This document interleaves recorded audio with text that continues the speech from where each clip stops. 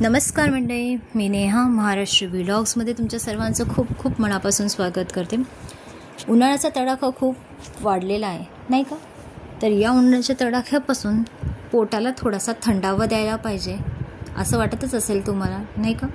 तर चला, पोटाला थंडावा देणारी आज ही गोष्ट आपण करून बघणार आहोत। तर हे आहे तरी काय? तर याला फ्रूट कस्टर्ड असं म्हणतात। तर आपण रेसिपीला सुरुवात करूयात। तर सर्वप्रथम एका कढईमध्ये मी अर्धा लिटर दूध तापवायला ठेवलेलं आहे। दुधाला आपल्याला चांगली उकळी घेऊन घ्यायची आहे। वीकफील्डची कस्टर्ड पावडर माझ्याकडे ही होती व्हॅनिला फ्लेवरची, ती मी 2 चमचे घेणार आहे एका वाटीमध्ये।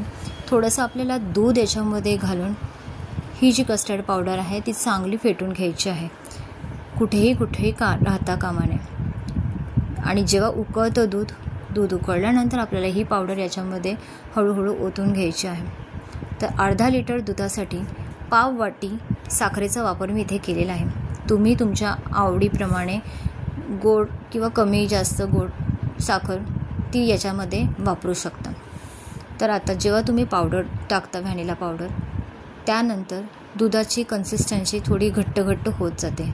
तुम्ही बघू शकता अशा प्रकारे आता दूध थोडंसं घट्ट होत आलेलं आहे। या स्टेजला आपल्याला गॅस बंद करून टाकायचा आहे। तर आता माझ्याकडे अशा प्रकारचं प्लास्टिकचं भांडं होतं।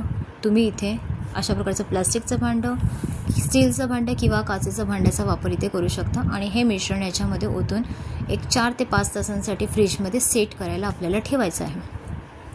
तर आता 3 ते 4 तासांनंतर मी हे मिश्रण काढून घेतलं आहे फ्रीजमधनं।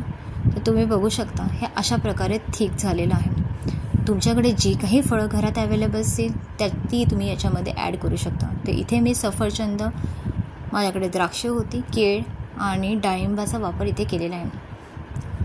तर आता आपल्याला सर्व फळं याच्यामध्ये टाकून घ्यायची आहे। या व्यतिरिक्त सुद्धा तुम्ही इथे लाल सफरचंद जे असतं किंवा लाल द्राक्ष असतात, चेरी असतात किंवा काळी द्राक्ष किंवा चिकू, या पदार्थांचा, या फळांचा वापर तुम्ही इथे केला तरीही चालणार आहे। शक्यतो याच्यामध्ये ऑरेंजचा वापर करू नका।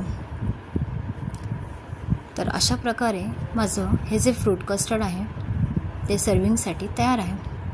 तर आता मी डिश सर्व करायला घेतली आहे। तुम्ही बघू शकता ही डिश खूप टेम्पटिंग आहे नाही का?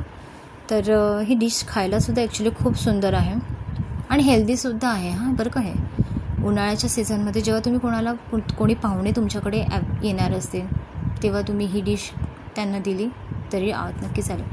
आईस्क्रीमपेक्षा केव्हाही हे खूप हेल्दी आहे। तर ही डिश तुम्हाला माझी कशी वाटली ते कमेंट करून मला नक्की सांगा।